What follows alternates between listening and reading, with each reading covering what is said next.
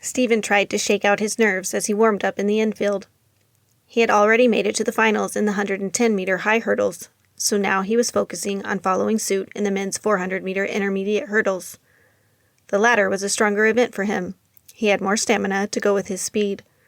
Plus, it seemed like that nutritional supplement was really making him faster. He had asked Dr. D a lot of questions about it before agreeing to take it. Dr. D said it was like hitting the mute button on your muscles when they started to scream that you needed to stop. They just got another boost of energy. He heard the announcer call for the men's 400-meter hurdle entries to make their way to the starting line. It was go time. Before he knew it, he was lined up in the blocks and listening for the starter to say the call signals.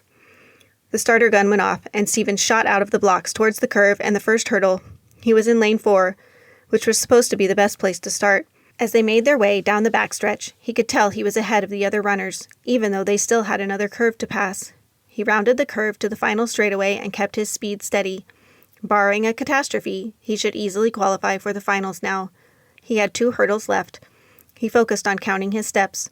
1, 2, 3, kick. 1, 2, 3. "Stephen!" Marjorie shouted from the stands as she watched Stephen collapse onto the last hurdle. He'd been running steady and was well ahead of the other hurdlers when suddenly he went slack and just fell down. The crowd gasped, thinking he tripped on the hurdle, but Marjorie had seen his face. His eyes had rolled back into his head before he went down. She knew it best. Stephen was unconscious. She grabbed her bag and ran towards the stadium steps, but the attendants wouldn't let her onto the track. With tears streaming down her face, she begged them, "Please, that's my boyfriend who fell. Please, he's not okay. Just let me see him."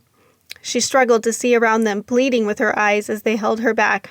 She watched in horror as the team trainer ran onto the track and tried to get Stephen to wake up, but he didn't respond. She saw him check for a pulse, and then he was shouting, but Marjorie couldn't see or hear anything anymore. She knew Stephen was gone.